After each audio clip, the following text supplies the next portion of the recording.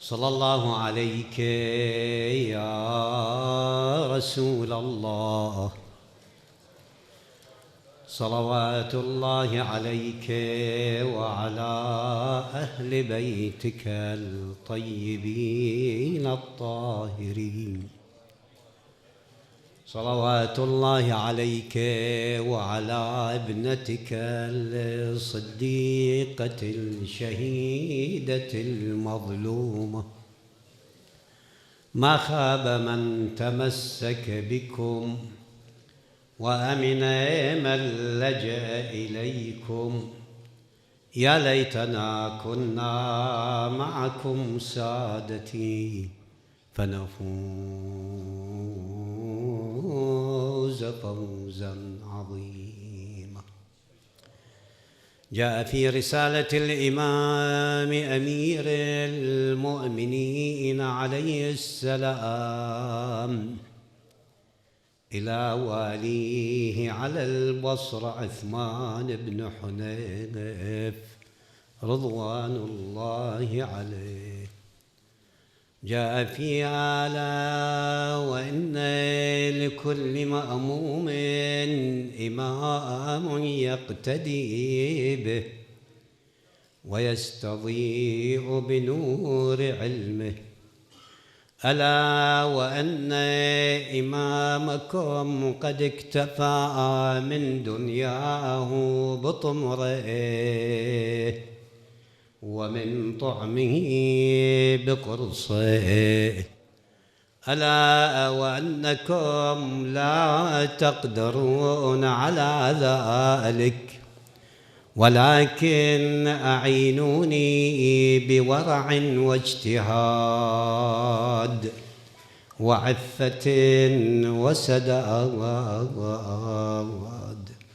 فوالله ما كنزت من دنياكم تبرا، ولا حزت من غنائمها وفرا، ولا ملكت من أرضها شبرا،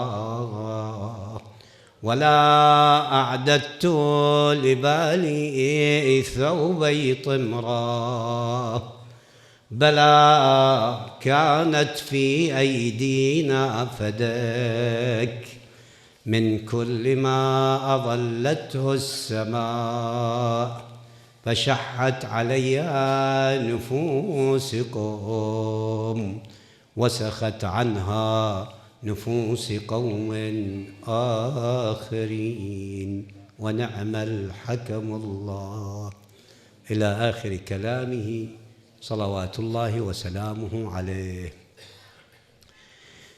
الإمام سلام الله عليه بعد أن جاءت إليه الخلافة، طبعا جماعة هم الذين اختاروه، يعني أول خليفة ينصب بطريقة ديمقراطية بتعبيرنا اليوم، يعني الناس مولي الذين جاءوا إليه وقالوا له ليس لنا إمام سواك، ما كان ملك عضوض، إنما اختاره الناس.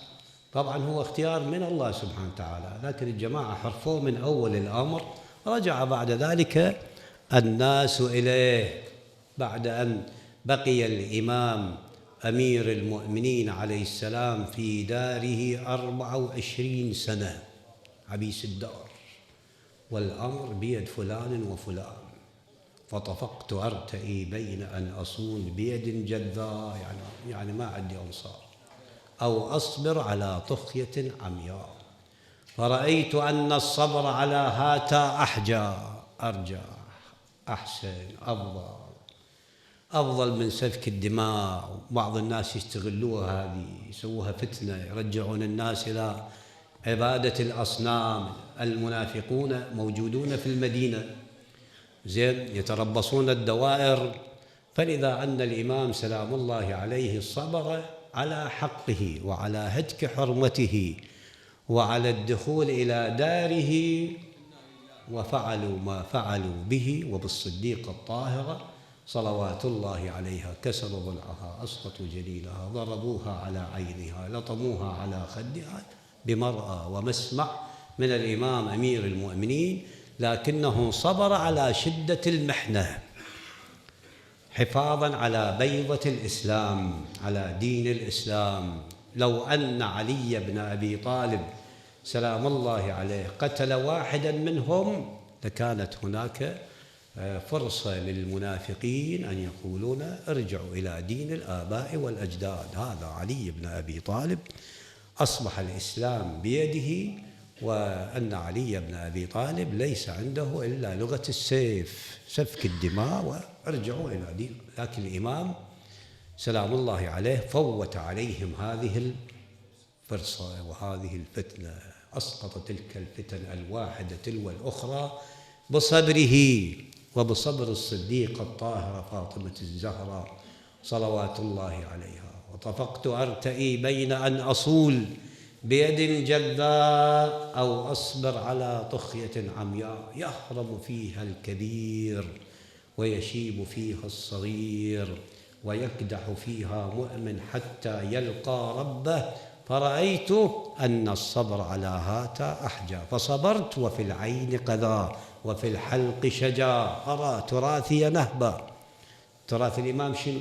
الإسلام، الدين. جماعة حرفوا الناس عن طريق الإسلام الصحيح، طلعوهم من أول الأمر. إذا واحد يطلع خارج الطريق خطوة، شوف السائدة مثلا، إذا واحد تشوفه استوى دخل بالموبقات، افرض عندك واحد مثلا من جيرانك من أرحامك من كذا كان شوية معتد بنفسه، كان محافظ على نفسه، افرض دخل بالموبقات، فتخطوة واحدة بالموبقات، افرض بأنه قاعد ويا ذولا بالشارع أهل الدوم لو كذا ومدري إيش، باكر يروح يدخل بغير قضية، عقبه يطب بغير قضية، وراها نشوف ورا مدة سنة سنتين ثلاثة، وإذا هذا طالع خارج الطريق. الجماعة خطوة خطوة طلعوا الناس شيء فشيء عن طريق الإسلام. يوم ألمت به الدنيا غوائلها وحكمت في قضايا الدين أوثانا، أقصت قصيا ونحت هاشما وأبت إلا الضلال، وأدنت من لها دانا، وحاربت أحمد المختار خيرتها، واستأصلت آله شيبا وشبانا، وأضمرت لعلي حين طلقها حقدا وللوضعة الزهراء أضغانا. فالجماعة الإمام يعرف شنو هدفهم، لذلك صبر. شلون هي القضية؟ أنا يمكن ما قلت لك، ما قلت لك أن النبي صلى الله عليه وآله صلى على محمد وآل محمد في حياته قال له يا علي تهتك الحرمة وتضرب الزهراء، تصبر؟ ما تحمل. الإمام قال يا رسول الله تهتك الحرمة يعني يدخلون علي الدار وتضرب الصديقة الطاهرة وسيفي بيدي، أقدر أنا بي قوة يعني؟ قال بلى يا علي. قاعد الإمام، أعاد النبي صلى الله عليه وآله عليه الكلام ثانيا، تهتك الحرمة وتضرب الزهراء أتصبر؟ قام الإمام مرة ثانية بنفس الكلام، مرة ثالثة قال أصبر يا رسول الله. ليه إحنا نقدس للإمام أمير المؤمنين إمام المتقين وسيد الوصيين؟ زين، لماذا؟ لصبره على شدة المحن وحفاظه على الإسلام ودين الإسلام. لو أن علي بن أبي طالب أراد الدنيا لخرج إليهم بسيفه. المدينة كلها لو تجتمع قبالة ما تقدر، كل أهل المدينة، كل العرب وأهل المدينة، مدينة ومكة واليمن والحجاز، كل الحجاز في ذلك الوقت، كل العرب لو يقفون أمامه الإمام ما يقابلوه أبدا ولا يقدرون للإمام. لكن هو ما أراد الدنيا، أراد الآخرة. الآخرة كون يصبر. صبر الإمام أمير المؤمنين إلى 24 سنة جاءوا إليه وقالوا له أنه ليس لنا إمام سواه. نهض بالأمر غير. وإذا يوم يطلع طلحة والزبير والمرأة، أو يوم يطلع معاوية بالشام، أو يوم يطلعون الخوارج وهكذا الإمام من حرب إلى حرب، من واقعة إلى أخرى، شغلوه ما خلوه استراح أبد. حقد وعداء لأهل البيت، للإسلام، للدين، للنبي صلى الله عليه وآله. فهذا عثمان بن حنيف الإمام ولاه على البصرة. عندما دخل إلى البصرة، تدري أنت الوالي الجديد الذي يدخل إلى مدينة يأتون ذولا أهل رؤوس الأموال، الزعماء، الأمراء، يعزموه. هسه يعزموه لمصلحة، يعزموه يريدون تقربوا له، يعزموه كذا. سمع الإمام أمير المؤمنين عليه السلام أن رجلا من فتية أهل البصرة قدم فد مأدبة لهذا عثمان بن حنيف. كتب له الإمام هاي الرسالة: أما بعد يا ابن حنيف، فلقد بلغني أن رجلا من فتية أهل البصرة دعاك إلى مأدبة تستطاب لك الألوان وتنقل لك الجفان، وما كنت أظن بأنك تجيب وليمة قوم عائلهم مجفو، يعني الفقير ما يدنون، عائلهم مجفو وغنيهم مدعو. الغني يدعو. شايفين بعض العزايم خوف، شايفين بعض الناس اللي يسوي فد وليمة، هي الوليمة طبعا للفقراء، يعني كل إنسان أول ما يبدأ بالفقراء، سواء كانوا أرحامه، كانوا جيرانه، أهل مدينته، هذا طعام الطعام. حتى قضية الحسين سلام الله عليه تعم، أول ما تقدم الفقراء قدم الفقير. زين، عندك عريس، عندك مثلا فاتحة، عندك فد شيء، افرض فرح، افرض حزن، تسوي فد وليمة، تسوي فد مأدبة، قدم الفقراء ذولا. زين، وتخلصها بهذه، يعني تعطيه فد يوم تعشيه أو تغديه. لا، إذا عندك شوية من عليه بأكثر، شيل له مصرف مال أسبوع، مال شهر، إذا عندك شيل له الطيب. تمام، أنت مثلا الله سبحانه وتعالى منعم عليك وكذا وإلى آخره، وألف عافية والحمد لله. الآن رؤوس أموال عندنا كثيرة من نجف الأشرف بالعراق بشكل عام. زين، أكو عندنا أصحاب رؤوس أموال كثير، ناولها الفقراء ذولا، شوفوهم اعطوهم. أنت مثل ما تشوف نفسك باليوم ما يكفيك مدري ايش قد. زين، هسه نقول مليون دينار أو 500,000 أو كذا أو 100,000 دينار، احسب لها الفقير يوميا في 10,000 دينار، شيل له فد 300 طيب، شيل له فد 500 طيب. أنت مو تقضيها وياه ب 5,000 دينار وب 1000 دينار وما أدري شنو كذا، خصوصا إذا تعرفه، خصوصا إذا تعرفه فقير من أرحامك من جيرانك، طلع الخمس اللي عليه. الآن السيد الله يطيل بعمره مط فتوى عامة لأهل العراق: من يمكم أنطوا، أنت مطلوب خمس، طلع الخمس اللي عليه، انطي لها الفقراء ذولا. السادة للسادة الفقراء، حق السادة، حق الإمام تعطي للعوام الفقراء. شيلوا الطول عم الناس، وذولا صاروا غير منحة. وهذولا إذا جبت أنت بالمال ويشوف نفسه مكتفي، والله هذا انطاه وذاك انطاه وذاك انطاه، ما يطلع من الطريق ولا يكفر، وكاد الفقر أن يكون كفرا. تروح تستغل بعض الهيئات والمنظمات وإلى آخره، وأنت السبب وأنا السبب وذاك السبب، إحنا السبب بخروج هذه الناس عن طريق الإسلام، عن طريق الدين. تمام ولا مو تمام؟ فواحد يحاسب نفسه، أنا عندي الآن مثلا 10 ملايين، أطلع مليونين، مو أطلع لي 10,000 الطين، طلع مليونين أعطي الفقراء، مليون حق السادة الفقراء ومليون حق العوام الفقراء، أشيل أنطيهم. مثلا هل مليون هذا حق السادة أمشيه على فد 10 عوائل، أو حق الإمام مال الفقراء هم أمشيه على فد 10 عوائل، كل واحد أعطيه 100,000 دينار. وإذا عندك أكثر شلون، وإذا عندك أكثر شلون، والقضية صارت بالمليارات. انتبهوا لأنفسكم، وباكر علما تخليه يرحم يروح أبدا. فيقول له ذولا أكثرهم قسم من عندهم يدعون ذولا أصحاب الأموال، أما الفقير عائلهم مجفو، ما حد يلتفت له، ما حد يعزمه، مو يمه، خصوصا ذولا الباشوات. زين، ترى احنا الآن نشوف مثلا اكو بياناتنا فد اختلاط وتجانس وكذا، ثق واعتقد بسبب أهل البيت صلوات الله عليه، بسبب محمد وأهل بيت محمد. وهي سيرة أئمتنا وسيرة النبي صلى الله عليه وآله، كان يجلس مع الفقراء. زين، الإمام أمير المؤمنين معروف السيرة مالته، الإمام كان أزهد الناس في زمانه، ويجلس مع الفقراء ويشاطرهم أحزانهم أتراحهم، بعد يقسم عليهم بالسواء، ما عد هذا متميز وذاك كذا، هذا أخوه ذاك بعيد عنه، كلها بالسواء. الإمام الحسن سيد شباب أهل الجنة يجلس مع الفقراء على الأرض، وبعد ذلك يأخذهم إلى داره ويطعمهم ويكسيهم، ويخرجون من داره فرحين مستبشرين. الإمام الحسين كذلك. هاي سيرة أئمتنا.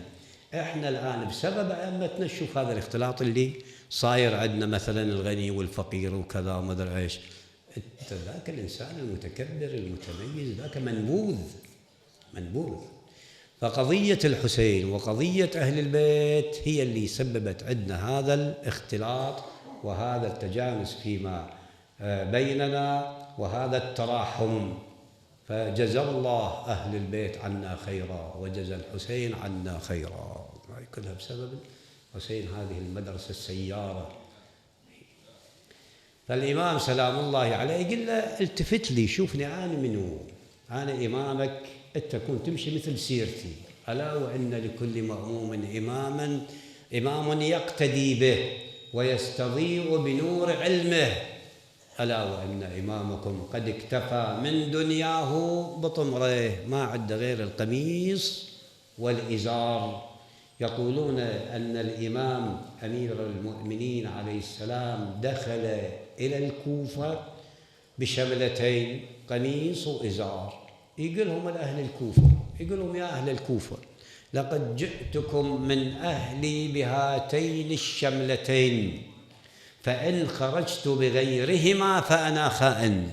إذا أنا أطلع بغير من الشملتين، أشتري بعد غيرهن وأشتري غيرهن، فأنا خائن.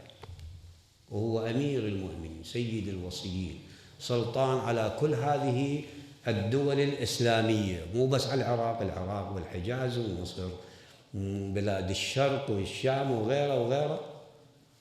والإمام هذا دخل 4 سنين وشيء بالكوفة هو يلبس ذن الشملتين، جاء بهما من المدينة. وما أعددت لبالي ثوبي طمرا، يعني خاف واحد يتهرى، ما خليت واحد جديد بمكانه. فوالله ما كنست من دنياكم تبرا، ما كنست الذهب. وهو كان الذهب يأتي إليه في الليل والنهار، الناس تجيب أموالها، الزكوات يجيبوها للإمام أمير المؤمنين، يخليه هنا بالكوفة ببيت المال. بس يقولون كان هذا مسجد الحمراء اللي عندنا بالكوفة على الشط، النبي يونس احنا نسميه، يقولون هذا كان هذا بصفة مسجد الحمراء. السيد الخوئي رحمة الله عليه اشترى البيوتات اللي داير مداير مسجد الحمراء وداير مداير مقام نبي الله يونس، على أساس نبي الله يونس إلى مقام هنا. شلون القضية قضية تاريخية، هي ما نريد نقول عن صحيحة أو غير صحيحة، لكن المسجد الحمراء موجود. فيقولون سيد الخوئي رحمة الله عليه اشترى هذه البيوتات وضافها. فيقولون أن الإمام أمير المؤمنين عليه السلام كان يخلي الأموال في تلك الدار هناك مسجد الحمراء، يأتون إليه الناس يقسمها. إذا دخلت الأموال نهارا لا يمسي عليها المساء، وإذا دخلته ليلا لا يصبح عليها الصباح أبدا. يخاطب الأموال حمراء صفراء غري غيري، بعد أنه يدني كله ينبذل كل واحد يوصل لحقه. الإمام يصلي ركعتين شكر لله سبحانه وتعالى بأنه أوصل هذه الأموال إلى مستحقيها. ومو قاعد هو بالكوفة، قابلتنا قاعد هو بالكوفة، ويطلع مرة شرق الكوفة ومرة غرب الكوفة ومرة شمالها ومرة جنوبها. وعندنا احنا القضية الواضحة أن الإمام الحسن عليه السلام بعد أن دفن أباه أمير المؤمنين سلام الله عليه بالغري هنا، عندما رجع إلى الكوفة مر بالحنانة، هاي المنطقة اللي كانت في ذلك الوقت تسمى بمنطقة العلم أو منطقة القائم المائل. بس قضايا واحدة تجيب الثانية، واحنا ماشيين أكثر قضايا من أجيبها تعرفوها هاي الرموز، ليش سموها العلم وليش القائم المائل وليش الحنانة وليش كذا. فعندما مر رأى شيخ يئن، طبعا الإمام الحسن مو مثلي ومثلك، إن يشوف له واحد فقير ما يعوفه، يشوف له واحد يئن ما يعوفه، يشوف له واحد مريض ما يعوفه، ما يدير وجه عنه. دخل الإمام سلم عليه، رد عليه السلام، قال ما بك يا شيخ؟ قال له كان لي رجل يتعاهدني بالطعام والماء، صار 3 أيام ما يجي. عرف الإمام الحسن سلام الله عليه كان يعني أباه أمير المؤمنين سلام الله عليه. قال له يا شيخ لقد توفي ذلك الرجل. قال ومن ذلك الرجل؟ قال علي بن أبي طالب. قال علي بن أبي طالب كان يأتي إلي ويتعاهدني بالطعام والماء، يجي مشي من الكوفة يوميا يجيب له هذا الشاي وغيره وغيره وغيره وغيره، قضايا كثيرة. مرة شال الطحين بدل امرأة شاف عندها أيتام والإمام شاله الطحين خلاه على ظهره وهي ما تعرف الإمام ووصله البيت، ومرة دخل بالأسواق ومرة يجيب لي احنا وين هو وين. ولكن هو الإمام يقول ألا وإنكم لا تقدرون على ذلك، ولكن أعينوني بورع واجتهاد وعفة وسداد. يعني بورع واجتهاد يعني شنو؟ يعني القضايا المحرمة لا تدنوا لها، الورع ترك المحارم، العزف عن المحارم، الإعراض عن المحارم. يعني أشوف أمامي موبقة ما أسوي، أكو معاملة محرمة ما أدخل بيها، مثل والعياذ بالله ذولا جاي يلعبون السادة ولا بدري وين بشط الكوفة بشارع المدينة ما أدري شني كذا، ما أدنيهم، موبقة هاي موبقة، وإحنا في ولاية أمير المؤمنين.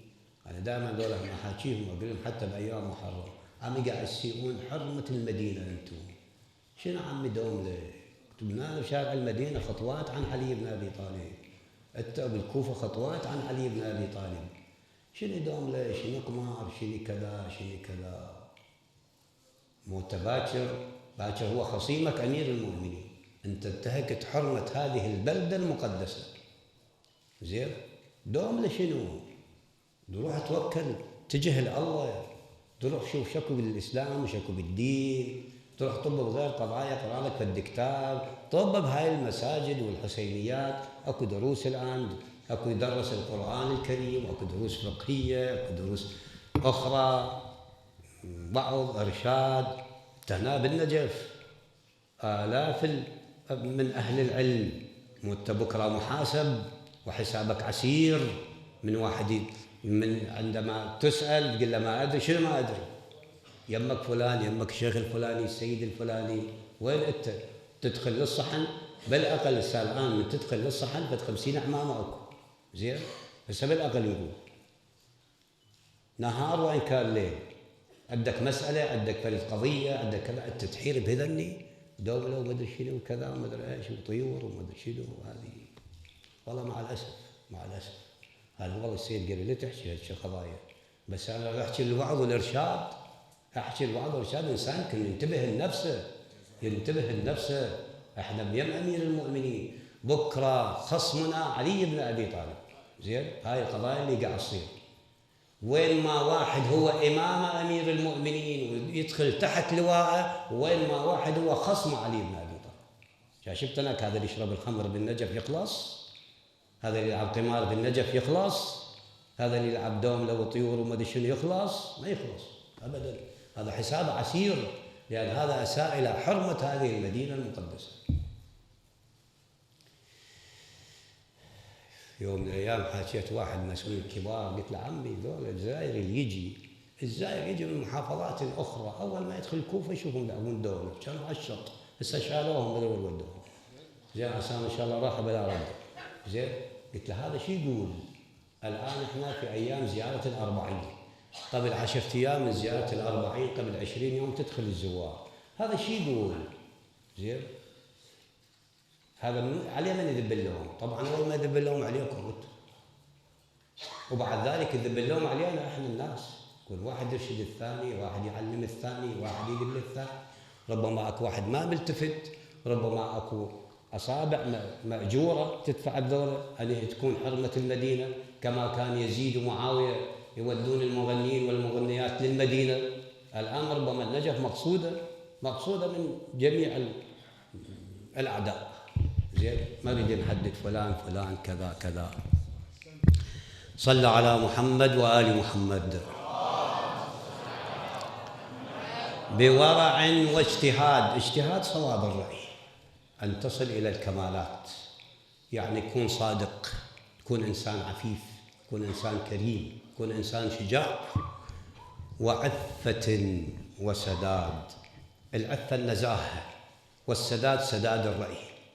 زين، فلذا أن الإمام يقول أنتم ما تقدرون، لكن أعينون بهاي القضايا، أن تكون صادق، ما تكون كاذب، أن تكون إنسان مثلا ما تدخل بالمعاملات المحرمة، ما تدخل والعياذ بالله يقولون هم ربا هم أكو.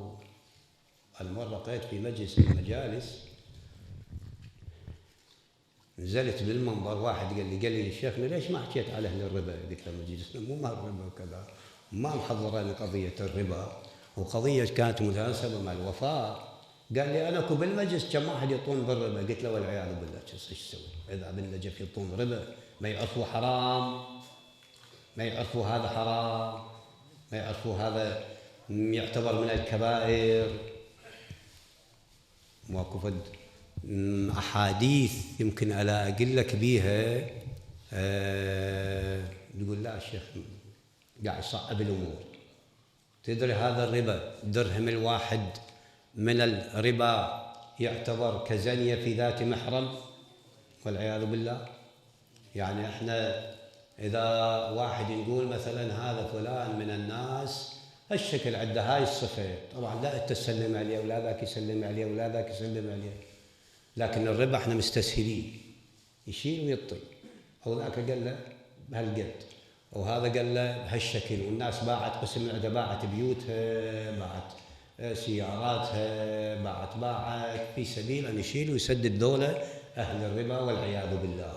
هاي هم كنت حارب، وهذا فرد فساد يدب المجتمع، لأن الربا يحطم الحياة، يحطم حياة الإنسان، يخلي الإنسان ذاك. طبعا هو الحرام مو بس على هذا اللي يطلب، حتى على ذاك اللي ياخذ، حتى ذاك اللي ياخذ الحرام عليه، كل ما ياخذ من عنده ولا يوصل ليه. زين، فهذا يخليه هيك كل شيء ما عنده بعد، لا يمتلك شيء. هاي هم فرد قضية موجودة بالمجتمع، كنت تحارب، كل إنسان يلتفت إلى نفسه. المعاملات المحللة كثيرة، ادخل بها، روح بيع اشتري، بارك الله في التجارة. ومن ذلك اليوم إلى يومنا هذا شوف ذول الناس الذين يشتغلون في التجارة، الله سبحانه وتعالى مبارك بهم. وكان رسول الله صلى الله عليه وآله يحث الناس على التجارة، وكذلك الإمام أمير المؤمنين. إلى حد هذا اليوم علماءنا الأعلام، تدري أو ما تدري، ثق واعتقد، واحد من علماءنا الأعلام يقول عم اشتغلوا، طلعوا اشتغلوا، أنا أريد يصير عندكم رؤوس أموال حتى تفيدون الناس، حتى تنفعون الناس، حتى تلتفتون للناس، روح اشتغلوا. أو أكو عندنا في الظاهرة سلبية بالنجف، كثرة دول اللي يستعطون. عم انت شباب تمد ايدك شنو؟ روح توكل على الله اشتغل. هذا النجف يعيش آلاف مؤلفة، ملايين جاية تعيش، محافظات قاعد تجون من المحافظات تجي هنا بشارع الرسول أو بشارع الطوسي أو بشارع الصادق، خل على بسطة قام يشتغل، خليه يشتغل، ألف عافية عليه. وأنت ابن النجف تستعطي، مد ايدك منا وتمد ايدك منا، روح اشتغل. الماذا يشتغلون أنت مشتغل، بيع ماي ولا تمد ايدك. زين، روح بيع جقاير، بيع علش، بيع كذا، بملابس كذا. هاي الزوار قاعد تجي، والناس أكثرها قاعد تستفيد من هذا، من هالزائرين ذول قاعد الذين يأتون إلى النجف الأشرف نجف، كربلاء، الكاظمية، روح اشتغلوا، توكلوا على الله، شيلوا هاي الظاهرة، ظاهرة الاستعطاء، ظاهرة الجدية، ما تليق أصلا بهاي المدينة. طب منها تلقى واحد، طب منها تلقى واحد، طب منها تلقى، هاي مو صحيح. صلى على محمد وآل محمد. بلى كانت في أيدينا فدك من كل ما أظلته السماء، فشحت عليها نفوس قوم وسخت عنها نفوس قوم آخرين. الإمام أمير المؤمنين عليه السلام ذكر فدك، وفدك حدث ما حدث بسببها، لأن الزهرة صلوات الله عليها كانت تطالب القوم بدعوى النحلة. هاي فدك الجماعة منعوها، ما أنطوها فدك، فلذلك الزهرة صلوات الله عليها رجعت تشكي هذا للإمام أمير المؤمنين عليه السلام، وليتهم اكتفوا بقطعها، إنما هجموا عليها الدار وكسروا ضلعها وأسقطوا جنينها وأغشي عليها، وأخذوا الإمام أمير المؤمنين عليه السلام إلى المسجد. عندما انتبهت الزهرة وإذا بفضة إلى جنبها، صاحت آه يا فضة إلى جنبك إلى صدرك فسنديني، فلقد سقط والله ما في أحشائي من حال. وكت عينها وصاحت خذيني بروضة لعد صدرك سنديني، بهيدا وياي بس لا تلجميني، ترى ضلعي فضة انكسر بالباب. صاحت وين حامل حمى عني، راح وما سمع بالباب وني، أنا برفسة الطابي كتني، وصيحا حاضر الكرار لو غاب. طلعت الشايطة ولا وحزينة، تنادي وين تردوني بولينا، مشى ويا الحسن علي ولينا، واخوه حسين يبكي دموع سجاد. يا قلب ذوب عالزهرة الزشية، ادفنها بلي الحماي الحمية، قلب يا إذا نبي ندفنها بحسين، ولا حضرت بدفنتها المسلمين، وقبرها من عرف بدله الحين، وهي بنت النبي سيد البريه،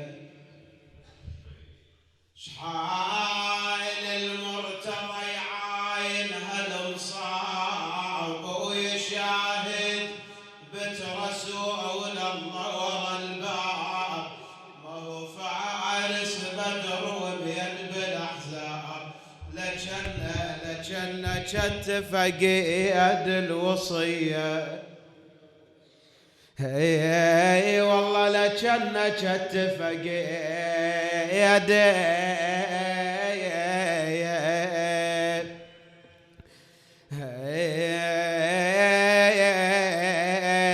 الوصيه. بقي أمير المؤمنين جليس داره 10 أيام، ظل مغلج عليه الباب، والله ما يطلع وقلبه من المصايب ذاب. طبعا عمار لا كان شاف ليث الغايبة مهبط راسه للموت يتمنى. طلع واحد عليه رخص دموع العين وظل يجذب الحسرة ويصفجين شفين. بالله شلون لا عاين ضلوع حسين، بالله شلون لا عاين ضلوع حسين وخيل عداه بالميدان رضنا. عمار يسأل أمير المؤمنين يقول له سيدي وهل تصاب امرأة بما أصيبت به فاطمة؟ قال نعم. قال ومن هي تلك المرأة؟ قال تلك هي ابنتي زينب.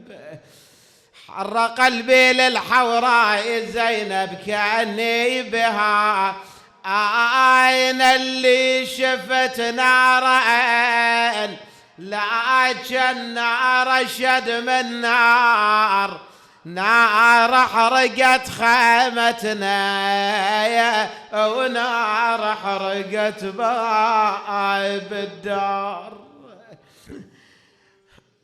أين اللي شف الصدرين واحد خال الظن واحد صوب البسمار.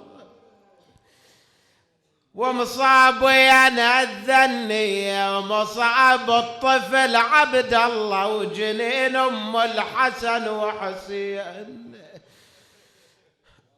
أين اللي وقفت مرتين والمرتين الذني وحده بمجلس ابن زياد مشمت نشد عني، وحده الثانية بمجلس يزيد الهيجة توني. أين اللي شفت طشتين شبد الحسن واحد بيه وواحد بيه راس حسين. أنا اللي شفت شفي للعباس مقطوعة، أنا زينب الحرة من أهل طلعت مفجوعة. والله من أهل طلعت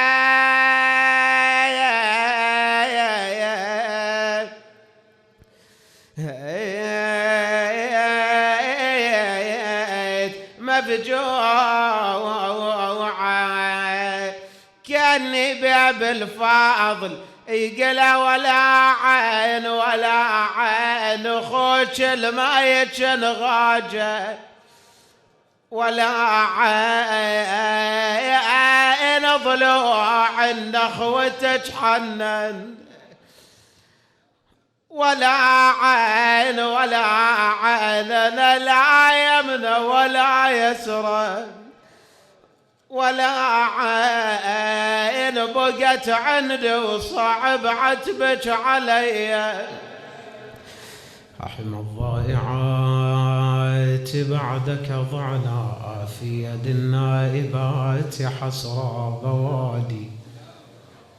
إلهي وسيدي ومولاي نسألك وندعوك ونقسم عليك بالزهراء فاطمة وأبيها وأمها وبعلها وبنيها والسر المستودع فيها عجل لوليك الفرج. اجعلنا من أنصاره وأعوانه واللائذين تحت لوائه والمستشهدين بين يديه. بسم الله الرحمن الرحيم.